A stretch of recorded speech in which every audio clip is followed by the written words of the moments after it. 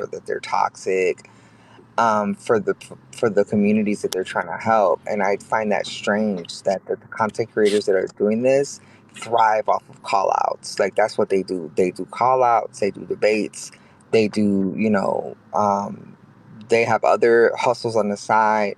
Like those creators for some reason are going after other POC, and it's like, is it because it's easier to come after POC, or what's good with that, you know?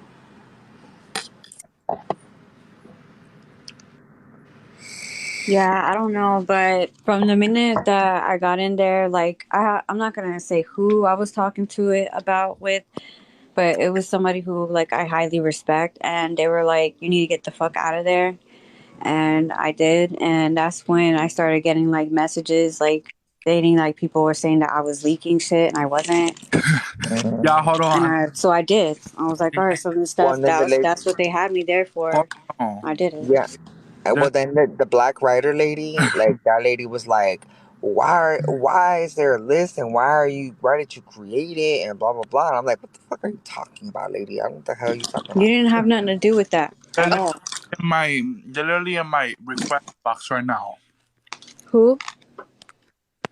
Who? The black advocate writer. Yeah, Oh God. she's in your inbox.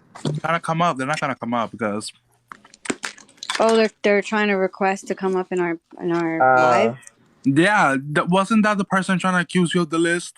yeah, Yeah, she that's she accused crazy. me of the list. She accused me of trying to make black women choose between me and other black women, and I'm like, I'm not asking anybody to choose anything. You don't have to be in a space with me, and I don't have to be in a space with you. Like I'm literally minding my own business. Right. And how I identify, I don't understand why that's so problematic. And since when did that become problematic in America? Like I never understood that. But yeah, she was the one that was doing that, and then she made a video of like a stitch of something that I had made, and she called like Keith weak, Keith and Dantrell. She's like, "Oh, y'all are weak asses" or some shit like that, and I was like, "Because why? Because they're not attacking me. Like you want them to attack me. Like they didn't even like say nothing in support. At first, for me at all. So like, what do you mean? Because they're not actively trying to hurt me. That somehow makes them weak asses. You know what I'm saying? Like that's not cool. But that's why I'm trying to connect all the dots, y'all, because I know that this it doesn't involve me directly, but it's like my name keeps being brought up, and baby G, I guess your name keeps getting brought up and shit too, and it's like, Yeah. bro, It's it's true. It's true. And then, but on top of it, one thing I do agree with that woman, that lady Anna. She said that this everybody in this TikTok thing is like a tangled web, and everybody's somehow connected. And I was like, that's kind of true. I started to notice that when I started seeing people that I didn't know knew each other on lives together. And I will tell you that there are three creators in particular that are behind the scenes on a lot of the things. I've noticed that, especially the stuff that's been happening to us since November. Right. And I think these people actively do not like the Puerto Rican diaspora Right. specifically, but they don't like mixed people. And what's funny is that one of them is a mixed person, Yeah. but she wants to, or they want to. I don't want to be specific. They want to have like this superiority over like the entire, that the entirety of like Black TikTok. And so they have like this air of like arrogance about them that I've noticed from the beginning, but like I kind of I was drawn to that. But and then when I started seeing things that were like kind of fucked up, I stopped following them. You know what I'm saying? And then and I would notice like subtle comments about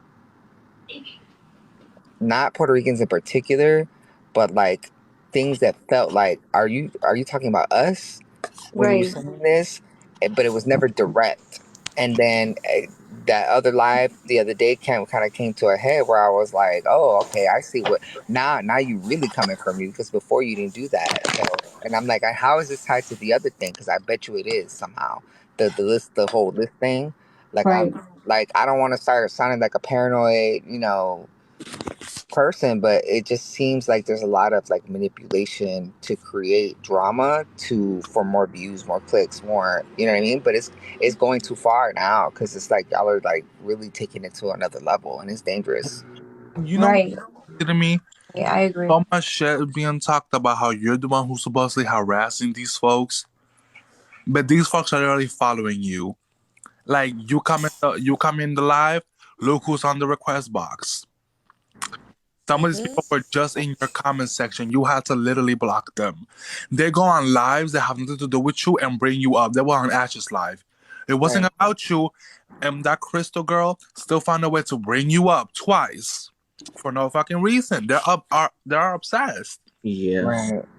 And then I'm a little disappointed, but she's homophobic. She said I keep saying transphobic, homophobic because that's what anyhow. There's a particular creator who shall not be named because of the important work that they do for the diaspora, but specifically, my problem with her is that she is very she is very poignant when she's talking about mixed people,